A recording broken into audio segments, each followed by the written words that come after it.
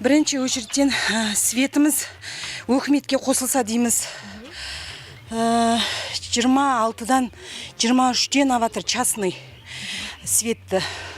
Жұмыс жоқ, білесіздер, халықта. Сіздерге өтінішім өкіметке қосылса, өкіметке төлесек ақшасын, частныйға төлемесек. Бұл Қазығұрт мөлтек ауданы тұрғындарының өткен күні әлсіз жарықтан амалсыз сығырайған майшам мен сабақ оққан балалардың тұрмыстық техникаларын қолдана алмай қиналған жергілікті тұрғындардың қиындығы артта қалды. Себебі жарық жүйесі толығымен мемлекет балансына өтіп, бүгінде 700-ден астам абонементке электр сымдары тартылуда. Работы по энергоснабжению микрорайона Казгурт начались в 2016 году. Акиматом было выделено 337 миллионов. В эту сумму входило 11 КТПГ, которые раскиданы по всему микрорайону Казгурту для улучшения электроснабжения.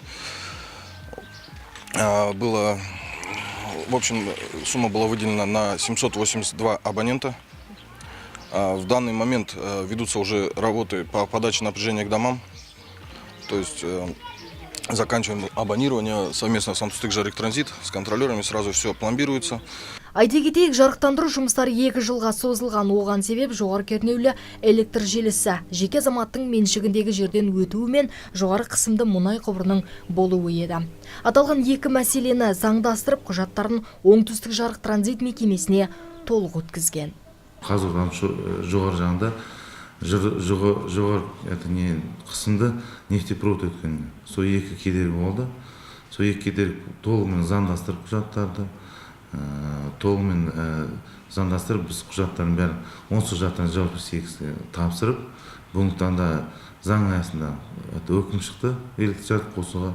Осы 2 аптаның көлемінде біз тұрғындарды қосып жатырмыз. Жоба бойынша бізде 782 тұтынушы қосылады, 780 тұрғын үй.